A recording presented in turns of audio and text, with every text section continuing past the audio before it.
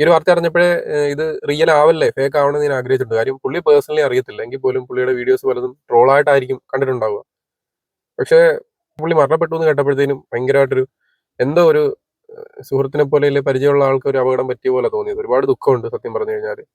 പിന്നെ ചില ഗ്രൂപ്പിൽ അതിലൊക്കെ പുള്ളിയുടെ ആക്സിഡന്റ് ഉണ്ടായ ഫോട്ടോസൊക്കെ വരുന്നുണ്ട്. ദയവ് ചെയ്തിട്ട് അത് ഷെയർ ചെയ്യാതിരിക്കുക. കാര്യം നമ്മുടെ നല്ല സുഹൃത്തോ നമുക്ക് വേണ്ടപ്പെട്ട ഒരാളാണ് അങ്ങനെ വരുന്നെങ്കിൽ നമുക്ക് സഹിക്കാൻ പറ്റത്തില്ല.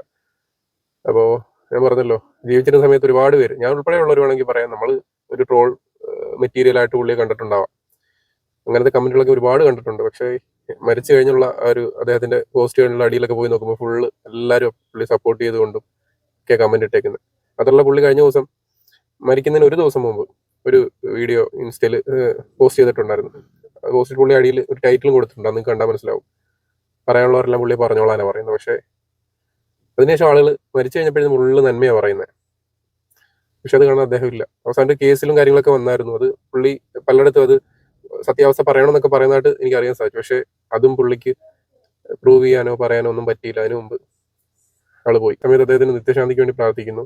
ഞാൻ പറഞ്ഞില്ല, ഒട്ടും കണ്ടുപോലും നേരിട്ട് ഒരു പരിചയം പോലും ഇല്ല. പക്ഷെ വലിയൊരു എന്തോ വല്ലാത്ത വിഷമമുണ്ട്. അത് അറിഞ്ഞപ്പോൾ തൊട്ട് ഞാൻ എന്നെ അറിയുന്നവരെല്ലാം അത് തന്നെ പറയുന്നത്. ഒട്ടും നമ്മളത് പ്രതീക്ഷിച്ചിരുന്നില്ല.